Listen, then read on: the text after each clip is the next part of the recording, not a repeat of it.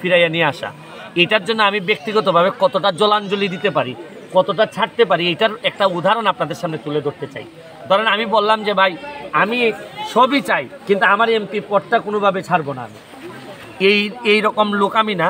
আমার কথা হচ্ছে যে ভাই শান্তির জন্য সংরক্ষণের সংবিধান সংরক্ষণ এবং শান্তির জন্য, আর দেশের সরকার যেভাবে বিচার আচার করতে চাচ্ছে এইগুলার পথ করে দেওয়ার জন্য আমি আমার যে কোনো ধরনের স্যাক্রিফাইস করতে রাজি আছি। অনেকের প্রশ্ন, আপনি কেন ছাত্রছাত্রীদের পক্ষ হয়ে কথা বলছেন? আমি এখন বিষয়টা হচ্ছে গিয়ে যে আমি তো সবসময় ছাত্রছাত্রীদের পক্ষে, কারণ এরা কোটা সংস্কার চাইছে, আমিও চাইছি। এরা বিচার চাইতেছে আর বিচারও চাইতেছে।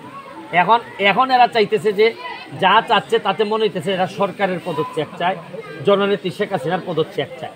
তারা এমন সব কথাবার্তা বলতেছে, বকাঝকা করতেছে ফেসবুকের মধ্যে। এখন আমার নেতা হচ্ছে শেখ হাসিনা, আমি তো আমার নেতার বিরুদ্ধে কেউ বললে তো আমার কষ্ট হবে। এবং আমি যদি মনে করি যে আমার নেতা শেখ হাসিনা, এখন আপনি যখন আমার নেতারে আপনি গালাগালি করবেন, তখন আমি আপনার সাথে আর কত দূর যাব? এবং আপনি আস্তে আস্তে যখন আমার বুকের উপর উঠে যাবেন, তাহলে এখন যদি আমি ছাত্রদের পক্ষে, ছাত্ররা ধরেন আমার পতন চায়, যে আমি কি আমার পতনটুকু কিভাবে চাইতে পারি যদি নৈতিকভাবে? আমি তো কোনো খারাপ কিছু করি নাই যে আপনি আমার পতন চাইবেন।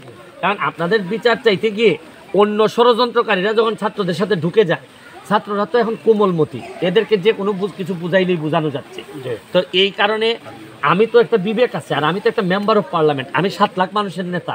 আমি তো আর ধরেন কোনো এরকম ইউটিউবার না যে ধরেন যারা সবাই না যে জনসমর্থন পাওয়ার জন্য বা পপুলারিটি পাওয়ার জন্য আমি লাফায়ে পড়ব। ধরেন আমার তো কিছুই করা লাগতো না, আমার জনপ্রিয়তা ধরে রাখার জন্য আমি যদি স্বার্থপর হইতাম, ছাত্রদের পক্ষে একটা স্টেটমেন্ট দিলেই তো কালকে থেকে আমি মহান নেতা হয়ে যেতাম।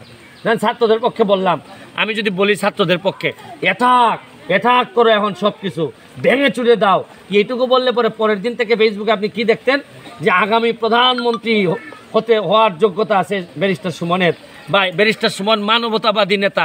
আমার তো বেশি কিছু বলা লাগে না, এটাক করে একটা সাউন্ড করলেই তো নেতা হয়ে যায়, মানে সব ছাত্রদের মনে ঢুকে যাওয়া যায়। অনেক সেলিব্রিটি দেখবেন আপনি 19 দিন পরে ইজ্জত বাঁচানোর জন্য আইসা বলতেছে যে না এটা ঠিক না, এই না সেই না। এগুলা যারা আসছে আপনি বেশিরভাগ লোকই দেখবেন নিজের কোনো রকম স্কিন বাঁচানোর জন্য আসছে। কিন্তু আমি তো ভালো করেই বুঝি, আমি সারা জীবন দেখবেন পপুলার বিষয় যেগুলা মানুষের পছন্দের জিনিসগুলা নিয়েই আমি কাজ করছি। এইবার কেন আমি পছন্দের জিনিসগুলার আমি ছাত্ররা কেন তাদের মনের মতো করে আমি হইতে পারলাম না? কারণ হচ্ছে কি আমি জানি যে এটা একটা বড় গেম চলতেছে, বড় ষড়যন্ত্র চলতেছে রাষ্ট্রের বিরুদ্ধে। ছাত্ররা তো আর জানে না, ছাত্ররা কি শুক্র শনিবারে যেহেতু ধ্বংসযোগ্য হবে এরা কি জানে? এরা জানে না। কিন্তু আমি তো জানি, আমি তো রাষ্ট্রের বিভিন্ন গুরুত্বপূর্ণ মানুষের সাথে আমার জানাশোনা আছে, আমি ইনফরমেশন জানি। এই জন্যই এদের সাথেই আমি আসি। কিন্তু এরা যেভাবে আমারে চায় হয়তো আমি এইভাবে থাকতে পারি না। ভাই শুনেন, আমার তো বুঝতে হবে যে আপনি যদি আমার নেতাকে, আপনার অধিকার আছে আমার নেতাকে আপনি পছন্দ করেন না, আপনার যা ইচ্ছা আপনি বলেন, কিন্তু আমারে তো পছন্দ করার অধিকারটুকু দিবেন।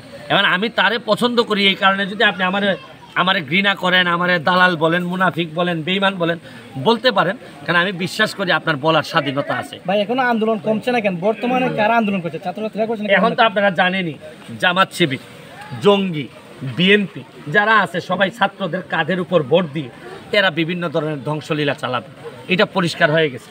বাম যারা আছে, সুবিধা বঞ্চিত যারা ছিল, তারা সবাই এখন একটা রেগুলেশন চাচ্ছে।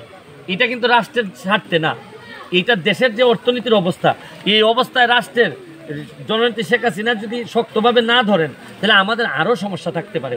আমাদের অর্থনীতির অবস্থা তো আপনারা এমনিতেই দেখতেছেন। সুতরাং আমার কাছে মনে হইতেছে এটা একটা বৃহৎ ষড়যন্ত্র। শুনেন, সেদিনই আমি বুঝছি যে জননেত্রী শেখ হাসিনার বিরুদ্ধে এইরকম আন্দোলন হবে। কেন জানেন? কোন দিন? যেদিন একমাত্র প্রধানমন্ত্রী হিসাবে যিনি ফিলিস্তিনি মানুষের পক্ষে দাঁড়াইছেন এবং ইসরায়েলের বিরোধিতা করছেন।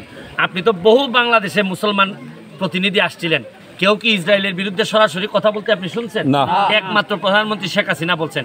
সেদিনই আমি বুঝছি যে আমেরিকা, ইসরায়েল, বড় বড় যারা আছে, এই যে ইউনুস, ডক্টর মোহাম্মদ ইউনুস ঘুরে বেড়াচ্ছে, তাদের উদ্দেশ্য এখন ডক্টর মোহাম্মদ ইউনুসকে ক্ষমতায় বসায় একটা রেগুলেশন করা। আসলে কিন্তু এই দেশটারে ওই মুক্তিযুদ্ধের আগের জায়গায় নিয়ে ওই গুলামি করানোই হচ্ছে গিয়ে এদের ইচ্ছা। Thank you. চুনারঘাট মাধবপুরের ভালো কিছু করার জন্য আমি যদি যাই করি না কেন, সোনারঘাট মাধবপুরের মানুষ আমার জানাজার মানুষ। এই জানাজার মানুষের নিশ্চয়তা দিয়েই আমি যাব থাকবো, এটা পুরাটাই সোনারঘাট মাধবপুরের মানুষই আমাকে নির্ধারণ করে দিবে। কারণ আপনি একটা জিনিস খেয়াল করে দেখেন, কোটা আন্দোলনে কিন্তু সোনারঘাট মাধবপুরেরও অনেক মানুষ আছে যারা ছাত্র, তারা মনে করে সুমন ভাই ঝাঁপাইয়ে পড়ে না কেন, এরা তো আমারই ভোটার। এখন বেশিরভাগ ভোটার যদি মনে করে না সুমন ভাই আপনি যেহেতু আপনি কোটা আন্দোলনে আমাদের সাথে ছিলেন আপনি চলে যান, বেশিরভাগ মানুষ যদি সোনারঘাট মাধবপুরের মনে করে আপনি চলে যান, আমার চলে যেতে কোনো অসুবিধা নেই। এটার জন্য যে আমার ভোট পর্যন্ত ওয়েট করা লাগবে, শুনেন আপনার মনে যদি আমি থাকতে না পারি, শুধু পদে থাকার জন্য আমি থাকবো না। Thank you.